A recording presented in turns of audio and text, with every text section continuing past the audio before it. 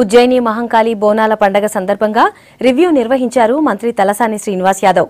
మరో మంత్రి పద్మారావుతో పాటు అన్ని శాఖల అధికారులు ఈ సమావేశానికి హాజరయ్యారు. ఉజ్జయిని బోనాలకు ఏర్పాట్లు మంచిగా ఉండాలన్నారు మంత్రి. జూలై 29న బోనాలు, 30న రంగం ఉంటుందన్నారు. ఈ ఏడాది అమ్మవారికి బంగారు బోనాన్ని సమర్పిస్తామన్నారు తలసాని.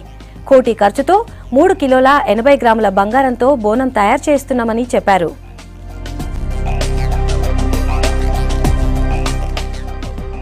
మరి చాలా బ్రహ్మాండంగా భారీ ఎత్తున కొన్ని లక్షలాది మంది సంఖ్యలో లాస్ట్ టైం వచ్చిన సంఖ్య తీసుకుంటే ఒక 30 లక్షల పైన జనం వచ్చిండ్రు.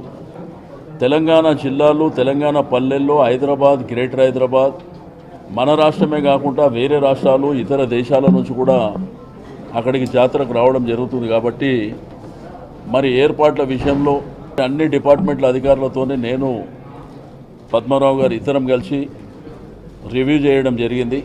అయితే ముఖ్యమంత్రి గారి ఆదేశానుసారం ఈసారి బంగారు బోనం ఉజ్జయిని మహంకాళి అమ్మవారికి బంగారు బోనం సమర్పించడం జరుగుతుంది ప్రభుత్వ పక్షాన.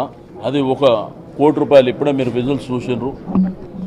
అదేవిధంగా 3 కిలోల 80 గ్రాముల వెండి, దాంతోపాటు అక్కడ కూడా ఒక షెడ్ కూడా వేపిస్తున్నాం. 24 లక్షల రూపాయలతో షెడ్ కూడా పని స్టార్ట్ అవుతుంది. అయితే వచ్చేటువంటి భక్తులకు బోనాలు తెచ్చే వాళ్ళకి కానీ, పలహారం బండ్లు తెచ్చే వాళ్ళకి కానీ, తొట్టెల ఊరేగింపుల వాళ్ళకి కానీ ఎటువంటి ఇబ్బందులు లేకుండా అన్ని జాగ్రత్తలు తీసుకోవడం జరుగుతుంది.